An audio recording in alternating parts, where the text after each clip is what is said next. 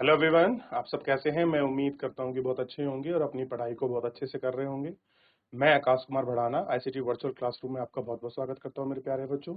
जैसे आपको पता है हमारी 7th क्लास है और बेसिकली हम 7th क्लास में देख सेकंड जो हमारी बुक है और इसी का हम लोग चैप्टर नंबर जो 2 है उसको हम लोग आपका पढ़ रहे हैं और उसी को हम गौर करके देख रहे हैं। तो चैप्टर नंबर 2 को आप देखिएगा, राजा और उनके राज्य के विषय में हम पढ़ रहे थे। क्लियर है? तो इतना चैप्टर में हम लोग आपका देख चुके थे और इसी के अंतर्गत हमने 7वीं शताब्दी में प्रमुख राज्य उदय हुए थे उनके विषय में हमने गौर करके देख लिया था। क्लियर है? और साथ में जो उनके प्रमुख राजवंश थे, कौन कौन से वंश थे, कैसे कैसे आए सामने, हमने उनको देखा। बेसिकली इसके अंतर्गत मैंने आपको और छोटे मोटे क्षेत्र के अलावा दिखाए थे। मैंने यहाँ मुख्य रूप से आपको चोलों को दिखाया था कि चोल लोग कहाँ शासन कर रहे थे और कौन सी नदी चोलों के लिए जो यहाँ बहुत एक लाभदायक थी, उस नदी के बारे में हमने बात की। तो हमने देखा था कावेरी नदी के बारे में, इतना पढ़ लिया था। फिर उसके बाद हमने देखा कि कैसे नए नए जो आपके राजवंश हैं उन राजवंशों का उदय हुआ, कैसे नए राजवंश हमारे यहाँ हम लोगों को आपका देखने के लिए मिले। तो उन राजवंशों को पढ़ा, जो बड़े भूस्वामी थे उनको हमने पढ़ा। ठीक, इन सारे भूस्वामी को हमने देखा।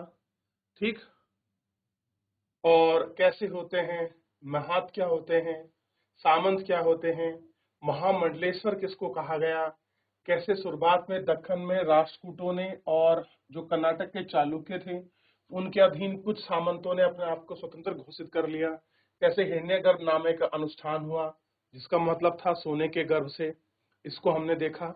और याचक जन्म से क्षत्रिय ना भी हो, अगर वो हिरण्यगर्भ नामक आपका अनुष्ठान कराता है तो उसको जन्मजात क्षत्रिय माना जाता है। मान लीजिए आप शूद्र हैं, ब्राह्मण हैं और अगर आपने सोने का हिरण्यगर्भ नामक जो आपका ये अनुष्ठान है आपने करा दिया हिरण्यगर्भ, तो आप क्या हो जाएंगे, याचक मतलब जो उसको कराने वाला है वो क्या बन जाएगा, आपका जन्मजात क्षत्रिय बन जाएगा। ठीक है, क्षत्रिय को द्वार चतुर्थ प्रदान करने के लिए किया गया। और ऐसे एग्जाम्पल हमने देखा। क्लियर है? हरिश्चंद्र क्या थे, पहले ब्राह्मण थे और उन्हें परंपरागत चीजों को छोड़कर कहाँ आगे वापस ही अपने शस्त्र को एक्सेप्ट किया। और मयूर सरनामर आप कर्नाटक के थे और गुजर प्रतिहार आपका राजस्थान के थे। इनके बारे में पढ़ा। फिर राजाओं ने अपने प्रशासन को चलाने के लिए कैसे उन्होंने महाराजा धीराज की उपाधि की, यानी कि राजाओं का राजा, बड़ी बड़ी भारी भरकम उपाधियां उन्होंने ली। उस पर हमने आपका त्रिभुवन स्वामी की उपाधि ली कि जो आपका तिरुभवन, जो यानी कि 3 आपका भुवनों का स्वामी है। कौन से भवन का मतलब कोई मकान से नहीं है बेटा, यहाँ मतलब है आपका जो 3 हमारे लोक माने गए हैं उनसे। क्लियर है? धरती लोक, स्वर्ग लोक और आपका पाताल लोक, कि उनका स्वामी है। ये कुछ यज्ञ हुआ करते थे और कुछ अपनी उपाधि ले लिया करते थे। ठीक है, और इनसे ये लोग अपने आप को क्या दिखाने की कोशिश करते थे कि मजबूत और सशक्त दिखाने का प्रयास किया करते थे। ठीक है, अच्छा यहाँ कौन कौन लोग थे तो आपको पता होना चाहिए। किसान थे, पशुपालक थे, कामगार थे, इन सबको हमने यहाँ पर देख लिया किस तरीके से ये लोग थे, कैसे लगान लगा रहे थे, कैसे आपका वसूल रहे थे। क्योंकि आप जानते हैं किसी भी राज्य को चलाने के लिए लगान वसूलना एक उसका प्राइम है। क्योंकि अगर कोई राज्य है तो उसके लिए भू राजस्व कैसा है, वो प्राइम है। यानी कि बिना भू राजस्व के कोई राजा कैसे अपनी आर्थिक गतिविधियों को, सैन्य गतिविधियों को या अपने शासन प्रशासन चलाने के लिए उसे अर्थ की यानी कि पैसे की जरूरत पड़ेगी। वो पैसा कहाँ से आता है, तो जनता पर जो कर लगाया जाता है उस कर के माध्यम से आता है। और आप चैप्टर पढ़ेंगे तो अलग अलग राजाओं ने किस प्रकार से आपका टैक्स लिया, कैसी उनकी कर प्रणाली थी, किस प्रकार से वो सब टैक्स लेते थे, इसके विषय में हम लोग जानते चले। हमने तमिलनाडु के विषय में पढ़ा था और तमिलनाडु में जो आपका चोल वंश का अभिलेख था उससे हमें पता लगा कि यहाँ पर टैक्स के लिए लगभग लगभग 400 से ज्यादा भी शब्द हमको मिले हैं। ये हमने देख लिया था। ठीक, और उसके बाद क्या था कि कर कैसे ले रहे थे, तो संसाधन राज्य की व्यवस्था के लिए वित्तीय आधार, यानी कि आप अगर देखेंगे कोई भी राज्य है उसके लिए बेस आधार क्या था आपका, तो आपको पता होना चाहिए जो टैक्स है वही है। और मंदिरों और जो ये टैक्स होता था इनसे क्या काम करते थे, ये जो थे आपका मंदिर बनवाते थे। आपको पता होना चाहिए कि इस समय में राजाओं ने टैक्स लेकर बड़े बड़े मंदिर बनवाए हैं। आप अगर साउथ में जाएंगे, आप कर्नाटक, तमिलनाडु, आंध्र प्रदेश, उड़ीसा, इन अगर सारे आप राज्य में विजिट करोगे तो यहाँ मंदिर आपको बहुत वैभवशाली आपको देखने के लिए मिलेगा, बड़ा अलंकृत मिलेगा और बहुत काफी एंसेंट है, काफी पुराने के समय बने हुए हैं। ठीक है, और ये आपको ध्यान रखना है। और कह रहे हैं कि राजस्व वसूली के पदाधिकारियों की नियुक्ति की जाती है, यानी कि जो टैक्स वसूलेंगे उनके जो अधिकारी थी उनकी नियुक्ति की जाती थी। किसके द्वारा? जो राजा हैं, जो उनके मंत्री हैं, वही करते होंगे। क्लियर है? कुछ वंशागत बात चीजें थी, इन सबको हमने देखा। उसके बाद हमने देखा प्रशस्ति और अनुदान। हमने प्रशस्ति के विषय में पढ़ा। प्रशस्ति क्या है? प्रशस्ति मतलब होती है किसी राजा के बारे में कुछ उसकी प्रशंसा करने के लिए कुछ उत्कीर्ण किया गया, कहीं पर कुछ लिखा, छोटा मोटा अभिलेख को हम लोग क्या कहते हैं? प्रशस्तियां। और एक प्रकार में क्या होती है, ताम्र लीपर पर जो आपका तांब की शीट होती है तांबे की, उस पर आपका लिखी होती है और उसी को हम कहते हैं प्रशस्तियां। क्लियर है? और इन प्रशस्तियों में क्या मिलता है? भूमि अनुदान के विषय में पता लगता है कि अगर किसी राजा ने किसी ब्राह्मण को, किसी सूरवीर योद्धाओं को या किसी मंदिर को या किसी गांव को कोई जमीन अगर दान में दी है तो उसका रिकॉर्ड कहाँ लिखा होगा? जो आपकी प्रशस्ति है इस पर लिखा होगा। ठीक है, अब देखिए मैं आपको प्रशस्तियां भी दिखाऊंगा। किस तरह की होती थी मैंने आपको पहले बताया, किस तरह के रिकॉर्ड में रखी होती थी। मान लीजिए एक गांव के लिए कुछ 10 बीघा 20 बीघा कुछ भी आपका छोटी या आपकी बड़ी जमीन मंदिर को दान दी गई। अब राजा के जो आपके पदाधिकारी हैं या उनके सामंत आपसे टैक्स वसूलने के लिए आए कि आपको कर देना है, तो आप कह सकते हैं ये जमीन मुझे किसे मिली है? अनुदान में मिली है। तो उस समय के नियम था कि जिस जमीन पर, हर राजा ने अलग रखा है, ऐसा नहीं केवल एक ही राजा ने, कि जो जमीन आपने अनुदान के रूप में दी है उस पर आप कर नहीं चुकाएंगे। तो वो कहते थे क्या बेसिस है कि आपको मिली, हमें कैसे पता? तो वो एक अपनी प्रशस्तियां दिखाते थे और फिर उसको वो अपनी प्रशस्ति में उनको चेक करते थे। क्लियर है? इस प्रकार से हमने देखा। फिर 12वीं शताब्दी में धन के लिए युद्ध हुए। आप देखते हैं कि बहुत बार लोग आपस में लड़े, इन सबको। ठीक, चलिए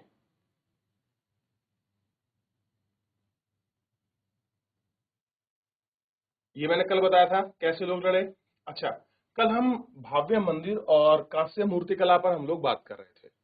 ठीक, तो कल हमने एक ये मंदिर आपका देखा था और मैंने बताया गंगईकोट चोलपुरम का ये मंदिर है। आप इस मंदिर को देखिए, कितनी वैभवता है इस मंदिर में। और अगर मैं इसको थोड़ा सा बड़ा करके आपको दिखाऊं तो आपको विशेष अलंकरण यानी कि डिजाइन बने हुए आकृति आपको दिखाई देगी। ये मंदिर बेस में से चौड़ा है और नीचे आपका पतला होता चला गया, यानी कि विमान के रूप में आपको दिखाई देगा। तो आप इस मंदिर को बहुत अच्छे से आपका देख सकते हैं। गंगईकोट चोलपुरम का ये मंदिर है आपका। क्लियर है? और चोल आपके राजाओं ने बनवाया है। जब अगला चैप्टर पढ़ेंगे तो आपको बहुत सारे ऐसे और मंदिर भी आपको देखने के लिए मिलेंगे। चलिए देख लीजिए एक बार, देख लिया? चलिए आगे बढ़े जाते हैं। अब देखिए, फिर मैंने आपको दिखाया था कि यहाँ पर किस तरह के आपके जो आपका मूर्तियां थी।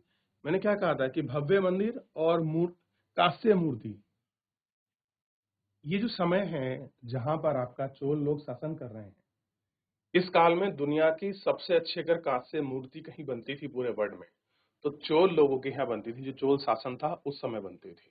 और इसका बेस्ट एग्जांपल मैंने आपको कल भी दिखाया था। एक प्रतिमा बनी थी जो ज्यादातर किसकी थी? देवी देवताओं की बनी थी। ये प्रतिमा को देखिए, कितनी अलंकृत आपको प्रतिमा ये आपको दिखाई देगी।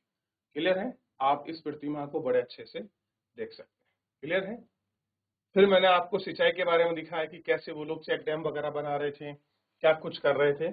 इतना कल हम लोग पढ़ चुके हैं। आज थोड़ा सा हमें प्रशासन, साम्राज्य का जो प्रशासन है, शासन प्रशासन, एडमिनिस्ट्रेटिव क्या था उनका, कैसे कुछ कर रहे थे, क्या उनकी शासन नीतियां थी, इसके विषय में थोड़ा सा हमें देखना है। ठीक है, चलिए आप कह रहे हैं, हम बात कर रहे थे साम्राज्य का प्रशासन। कैसा साम्राज्य? देखिए प्रशासन किस प्रकार संगठित था। संगठित का मतलब होता है इकट्ठा होना, एक साथ। किसानों की बस्तियां जो उर कहलाती थी, यानी कि जहां पर आपका किसान रहते थे उस क्षेत्र को क्या कहते थे? उर कहलाती थी। सिंचित खेती के लिए बहुत समृद्ध हो गया था, यानी कि जो आपकी सिंचाई है वो आपका खेती के लिए थी, यानी कि अच्छा खासा इरिगेशन यानी सिंचाई की सुविधा थी। ठीक, और समृद्ध थी। इस तरह के गांव के समूह को नाडु कहा जाता था। यानी कि जहां तरह गांव के समूह हैं, जैसे कि 1 2 4 5 6 गांव हैं, उस गांव को क्या बोल दिया गया? आपका नाडु कहा जाता था।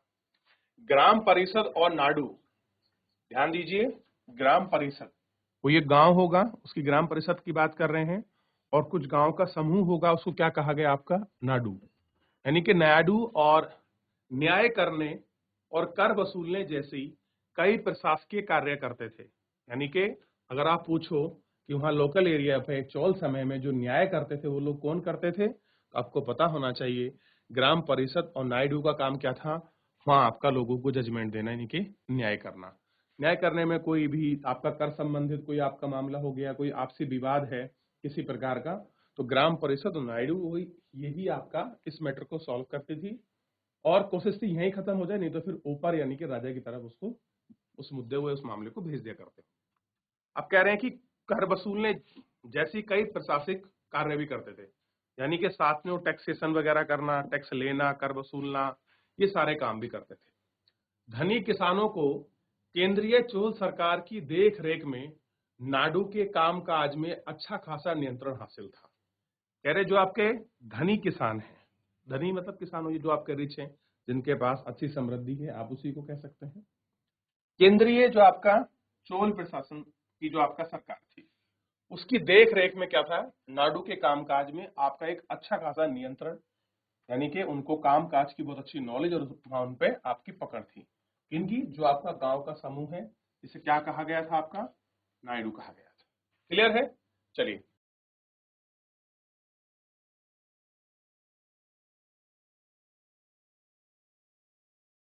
उनमें से कई धनी भूस्वामी को चोल राजाओं की ओर से सम्मान के रूप में मुबेदलन, यानी कि 3 राजाओं की अपनी सेवा प्रदान करने वाला, यानी कि बेलन यानी कि किसान, क्या कहा गया?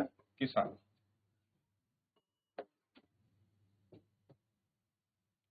अरियार यानी कि प्रधान जैसी यहाँ आपकी उपाधि दी गई, और उन्हें केंद्र में महत्वपूर्ण राजनीतिक पद सौंपे गए। यानी कि जो अच्छे किसान थे, जो बड़े बड़े भूस्वामी थे, धनी थे, उनको केंद्र सरकार में जो आपकी सेवा है वो लोग प्रदान करते थे टैक्स वगैरह वसूलने के लिए, तो उनके क्या मिलते थे? उनको कुछ आपका केंद्र में आपका पद वगैरह उनको मिलते थे, और वो आपका उनको दिया करते थे। क्लियर है? आप देखिए, हमने देखा है कि ब्राह्मणों को समय समय पर भूमि अनुदान या आपका ब्रह्मदेय प्राप्त हुआ है। भूमि अनुदान का मतलब ब्राह्मण को दान में दी गई भूमि, और आपने पढ़ा है कि इसका उल्लेख कहाँ मिलता है? जो आपकी प्रशस्तियां हैं उनमें उनका उल्लेख मिलता है। इसी को क्या कहा गया है? ब्रह्मदेय कहा गया है, ब्राह्मणों को दान में दी गई भूमि। परिमाण स्वरूप कावेरी घाटी और दक्षिणी भारत के दूसरे हिस्सों में ढेरों ब्राह्मण वस्तु जो आपकी बस्ती है वो भी अस्तित्व में आई थी। अब आपको पता होना चाहिए, इस तरीके से अगर मैं भारत का मैप बनाऊं नीचे वाला, तो मैंने आपको दिखाया था यहाँ कौन राष्ट्र शासन कर रहे थे? चोल। और यहाँ कौन थी? कावेरी नदी का आपका क्षेत्र है डेल्टा। तो इस क्षेत्र में बहुत सारे जो आपके ब्राह्मण परिवार हैं, वो वहां उनकी बस्तियां कैसी हो गई थी? आपका अस्तित्व में आई थी, यानी कि बनने लग गई थी। क्लियर है? ये देखिए,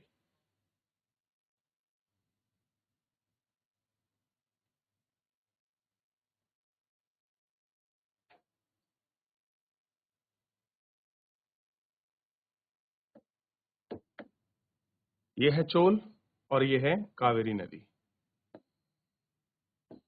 जो निकल कर आ रही है, और इसके पास पड़ोस की हम बात कर रहे हैं कि यहाँ क्या हो रहे थे? कुछ ब्राह्मणों की जो आपका बस्तियां थी वो सामने आ रही थी। क्लियर है? ठीक, चलिए,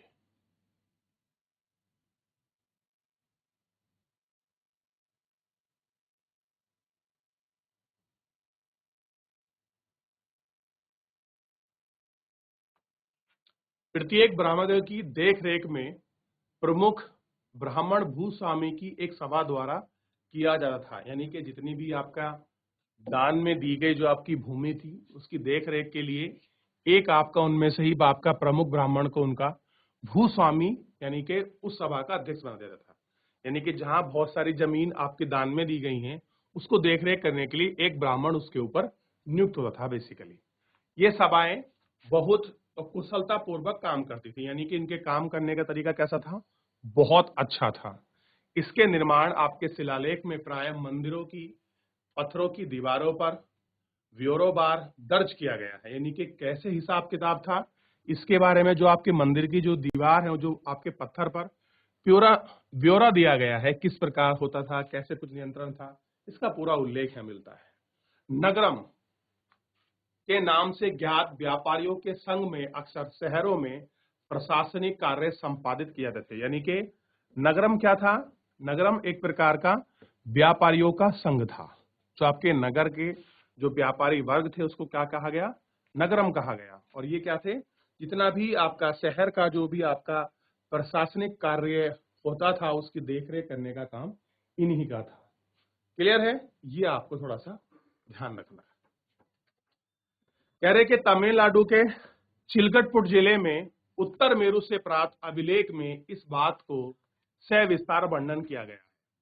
कहाँ का है अभिलेख, ध्यान रखिए, अभिलेख है वो आपका तमिलनाडु का और जगह है चिलपुट में, और यहाँ क्या मिला है, उत्तर मेरु का अभिलेख। ठीक, और कह रहे हैं इस बात का बहुत अच्छे से एक्सप्लेन करता है। ब्राह्मणों की सभा का संगठन कैसा था, यानी कि जो ब्राह्मण थे उनकी सभा का संगठन कैसा था।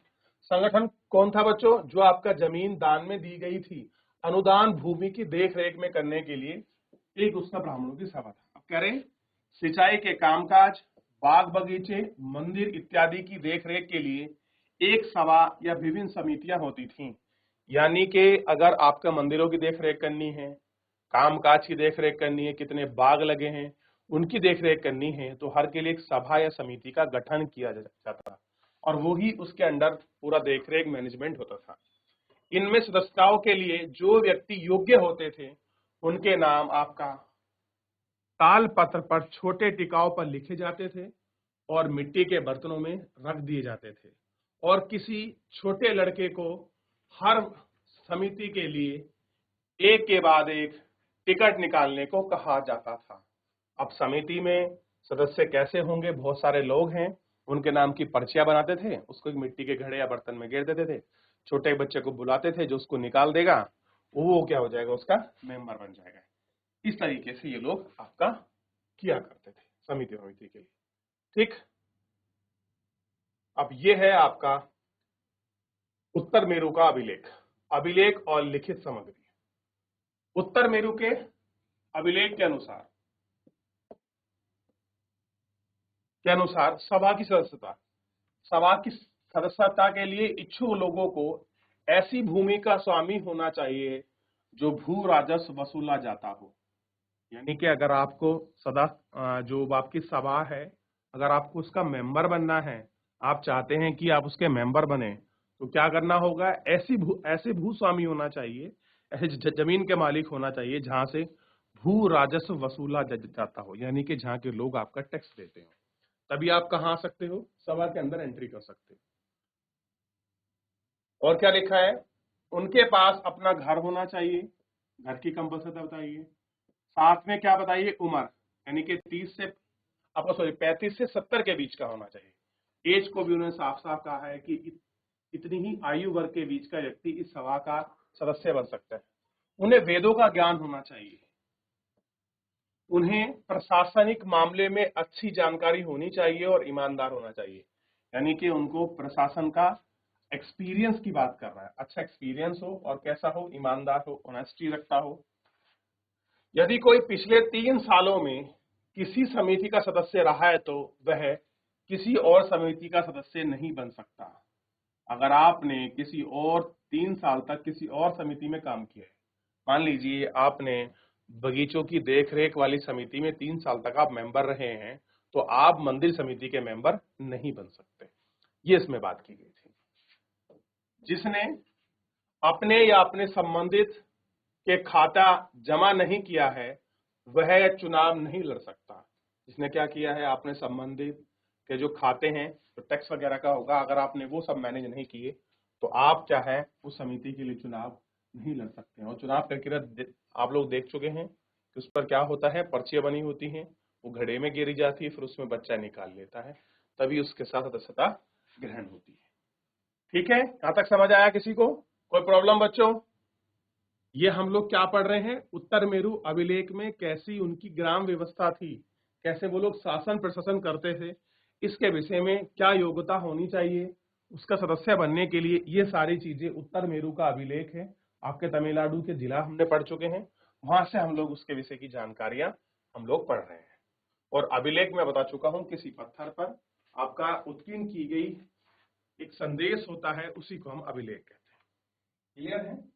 इतना हम लोग इसमें देख रहे थे।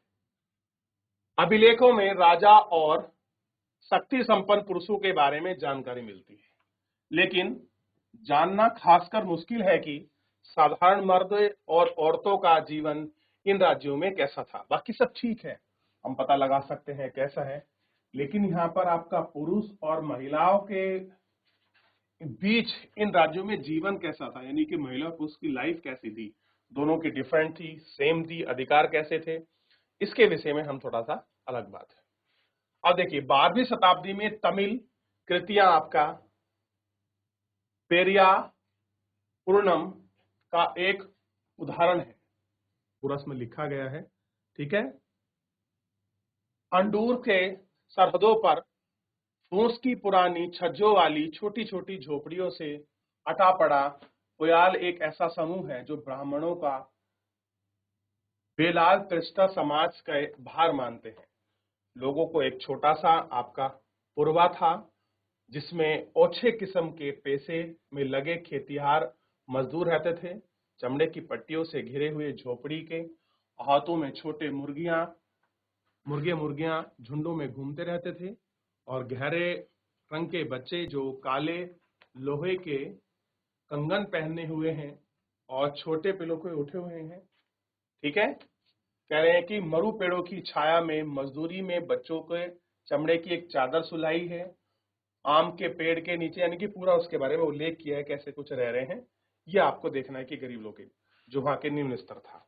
तो इतना पूरा हमने पढ़ लिया। अगर किसी का पूरे चैप्टर में कोई डाउट है तो मेरे प्यारे बच्चों मुझसे पूछ लीजिए, क्योंकि चैप्टर समाप्त हो रहा है, कल हम इसके प्रश्न उत्तर करेंगे, आगे बढ़ेंगे अगले चैप्टर की तरफ। तो अगर किसी का कोई डाउट है पूरे चैप्टर में तो आप मुझसे पूछ लीजिए मेरे प्यारे बच्चों, किसी का कोई डाउट, किसी कोई क्वेरी है? चलिए,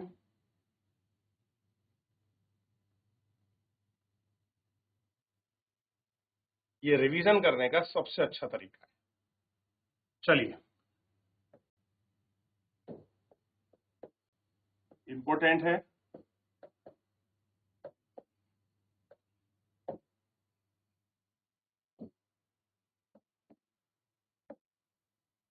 जोड़े बनाओ। कौन बच्चा बनाएगा जोड़े? देख लीजिए एक बार।